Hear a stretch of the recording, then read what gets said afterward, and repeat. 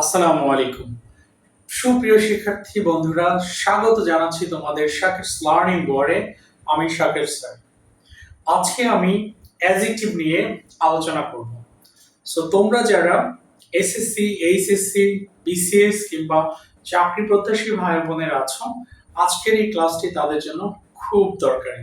So চলো চলে যাই মূল আলোচনায়। আমরা সবাই কম বেশি অ্যাডজেক্টিভ সম্পর্কে জানি যে অ্যাডজেক্টিভ বলতে কি বোঝায়, দোষ গুণ ইত্যাদিকে বোঝায়। ওকে, সো আমরা একটু শর্টকাটে বড় আকারে পড়বো। সো আমরা একটু চার্টের মাধ্যমে পুরোটা বুঝিয়ে দিচ্ছি যেন আজকের পর থেকে তোমার অ্যাডজেক্টিভ নিয়ে আর কোনো সমস্যা না হয় এবং অ্যাডজেক্টিভ নিয়ে তোমার আর কোনো প্রবলেম ফেস করতে না হয়। মনে রেখো অ্যাডজেক্টিভ কয়টি সেটি আগে আমরা লিখি। যে অ্যাডজেক্টিভ হচ্ছে প্রধানত চার প্রকার। Number 1, adjective of quality. Adjective of quality, দেখো তুমি অ্যাডজেক্টিভ অফ কোয়ালিটি চিনবা কি করে সেটি সাথে সাথে ক্লিয়ার হয়ে যায়। অ্যাডজেক্টিভ অফ কোয়ালিটি বের করার জন্য তোমাকে হোয়াট প্লাস কোশ্চেন দিয়ে তুমি প্রশ্ন করবে।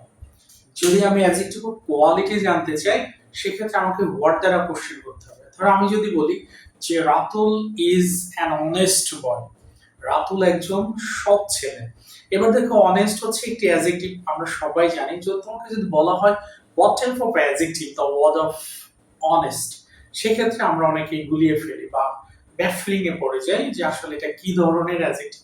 সেক্ষেত্রে আমরা অনেকে বলতে পারি না। সো তোমার কাজ হচ্ছে একদম সহজ, তুমি জিজ্ঞেস করো রাতুল কি ধরনের ছেলে, হোয়াট টাইপ। সেক্ষেত্রে দেখো তুমি পেয়ে যাচ্ছ উত্তর honest. So what plus question দ্বারা প্রশ্ন করলে অ্যাডজেক্টিভ অফ কোয়ালিটি পাবো।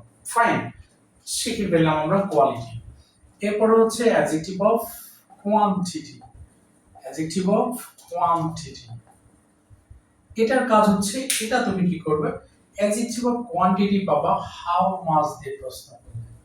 How much plus question. দেখো তো আমার অ্যাডজেক্টিভ অফ কোয়ান্টিটি তুমি পাবা হাউ মাচ কোশ্চেনস। যেমন ধরো আমি যদি বলি যে আমি অনেক পানি পান করি, তার মানে আই ড্রিঙ্ক মাচ ওয়াটার।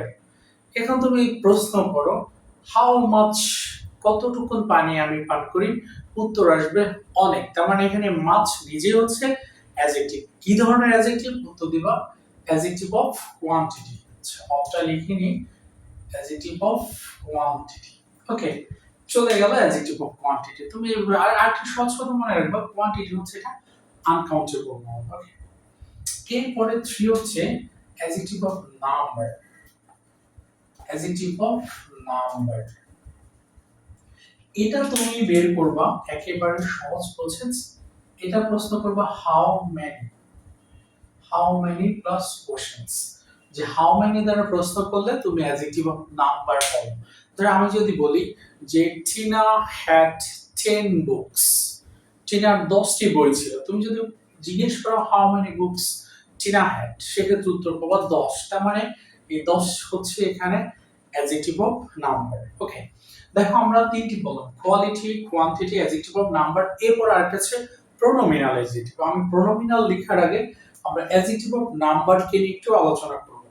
দেখো এই অ্যাডজেক্টিভ অফ নাম্বারকে আবার ভাগ করা হয়েছে কয়েকভাবে।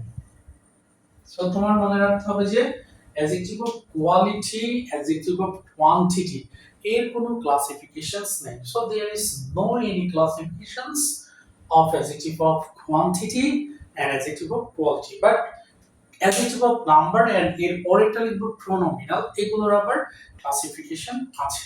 দেখ adjective of number হচ্ছে তিনটি।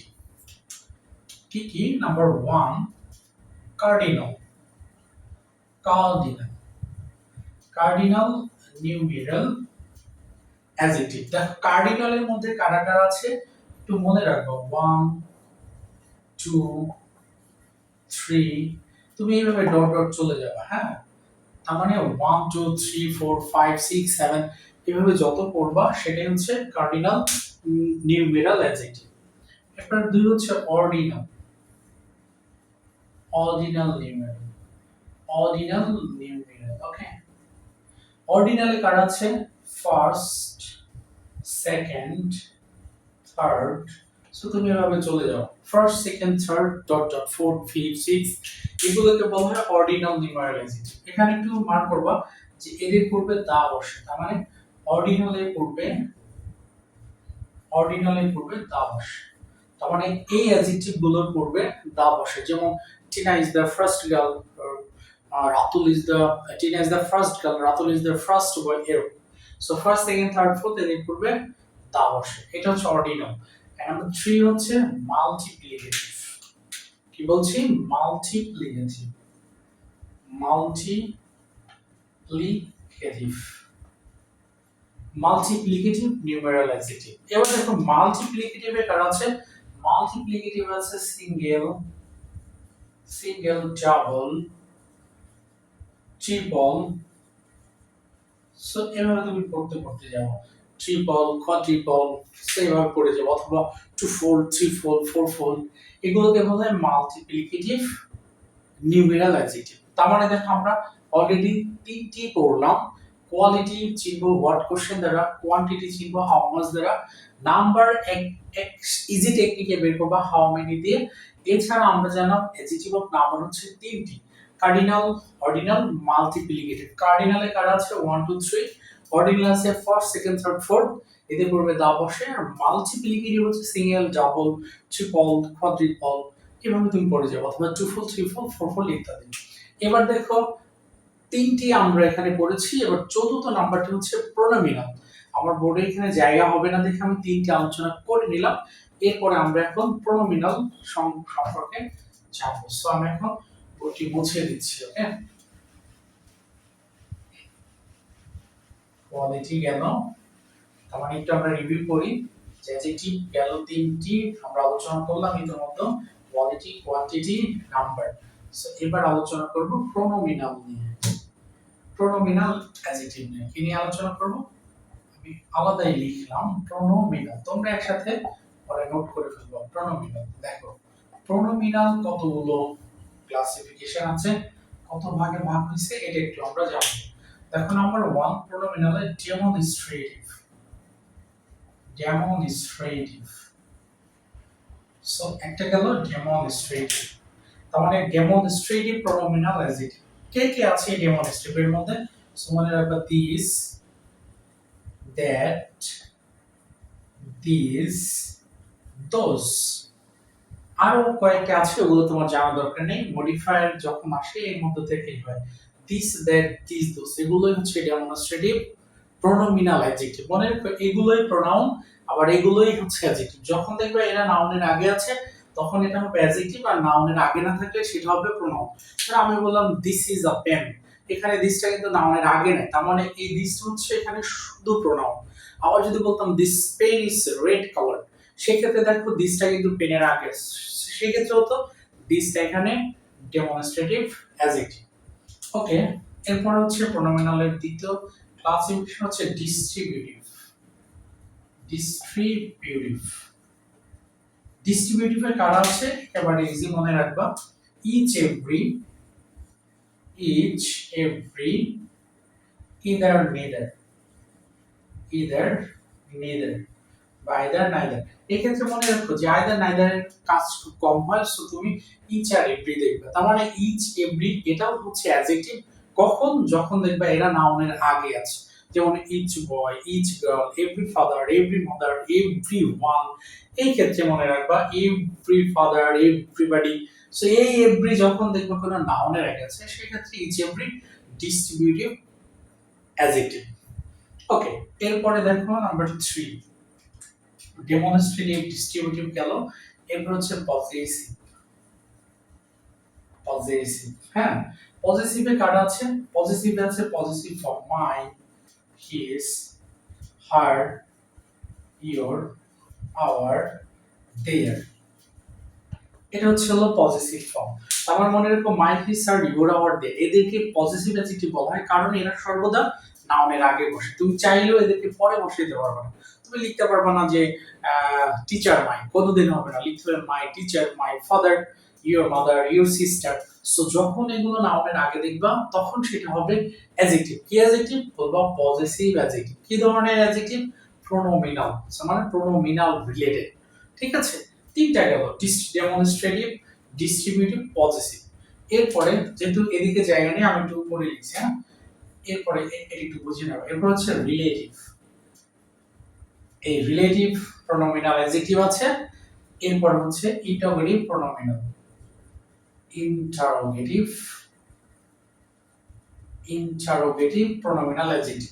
তো এখানে মাথায় রেখো রিলেটিভ অ্যাডজেক্টিভ কোনগুলা, ইন্টারোগেটিভ অ্যাডজেক্টিভ কোনগুলা। শুধু মনে রাখো ডব্লিউ অবলিক এইচ দিয়ে, তার মানে এটাই হচ্ছে রিলেটিভ, এটাই হচ্ছে ইন্টারোগেটিভ। কিভাবে? যে রিলেটিভে যে ডব্লিউ দিয়ে ওয়ার্ড আছে, what, when, whom, whose, which, এগুলো যখন সেন্টেন্সের মাঝে থাকবে নাউনের আগে তখন হবে রিলেটিভ অ্যাডজেক্টিভ।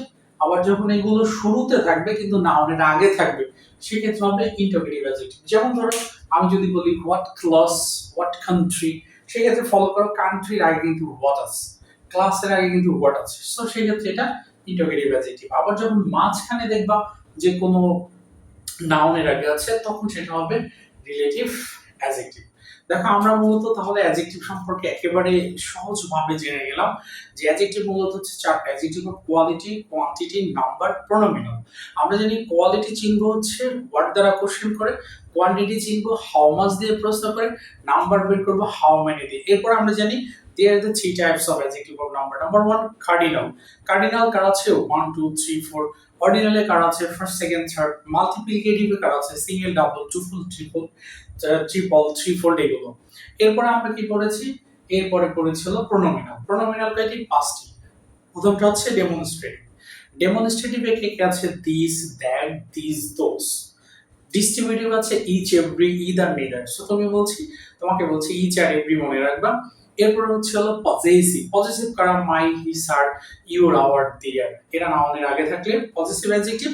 এরপর বলছি ইন্টারোগেটিভ অ্যাডজেক্টিভ এবং রিলেটিভ অ্যাডজেক্টিভ। ডব্লিউএস কোশ্চেনস বা ডব্লিউএস ওয়ার্ড দিয়ে যে শুরু হয় যে ওয়ার্ডগুলো সেটা হচ্ছে হলো তোমার ইন্টারোগেটিভ, রিলেটিভ। যদি মাঝখানে থাকে নাউনের আগে সেক্ষেত্রে হোয়াট, হোয়েন, হুম, হুজ, হু যেগুলো আছে রিলেটিভ অ্যাডজেক্টিভ বলবো। আর যদি শুরুতে কোশ্চেন আকারে দেখে আমি নাউনের আগে আছে সেক্ষেত্রে বলবো এটা ইন্টারোগেটিভ অ্যাডজেক্টিভ। এটা হচ্ছে মূলত অ্যাডজেক্টিভ। এর বাইরে আরো কিছু অ্যাডজেক্টিভ আছে যেটা প্রপার অ্যাডজেক্টিভ, হাইফেনেটেড অ্যাডজেক্টিভ বা কম্পাউন্ড অ্যাডজেক্টিভ। সো আশা করি তোমরা যদি ভিডিওটি প্রথম থেকে শেষ পর্যন্ত দেখো অ্যাডজেক্টিভ নিয়ে আর কখনো কোনোদিন সমস্যা হবে না। So this will do for the day, until then আল্লাহ হাফেজ। আর তোমাদের বলছি যে দেখো তোমরা যদি নিয়মিত ক্লাস পেতে চাও বা অনেক কিছু শিখতে চাও সো ডেফিনেটলি তুমি শাকিরস লার্নিং ওয়ার্ল্ড আমার ইউটিউব চ্যানেল তুমি সাবস্ক্রাইব করবে, আমার ফেসবুক পেজ শাকিরস লার্নিং ওয়ার্ল্ড তুমি ফলো দিয়ে রাখবে এবং আমার Facebook ID Ruhul Amin Shakir. So তোমরা এখানে অ্যাড হতে পারো। আর তোমাদের যে কোনো সমস্যার যে কোনো আবদার, যে কোনো চাওয়া পাওয়া যদি থেকে থাকে ক্লাস রিলেটেড, পড়াশোনা রিলেটেড, তোমরা অবশ্যই আমাকে কমেন্টস করতে পারো। আমি অবশ্যই তোমাদের বিষয়টি প্রায়োরিটি দেব। আর সবসময় মনে রেখো অখাদ্যকে ছাড়ো, খাদ্যকে গ্রহণ করো। তুমি আমার ক্লাসগুলো দেখো, অন্যান্য প্ল্যাটফর্মগুলো আমি যে যে টপিকগুলো নিয়ে আলোচনা করছি তুমি দেখো, রাত দিন যদি পার্থক্য না পাও ক্লাস করানো বন্ধ করে দেবো। সো ভালো থেকো।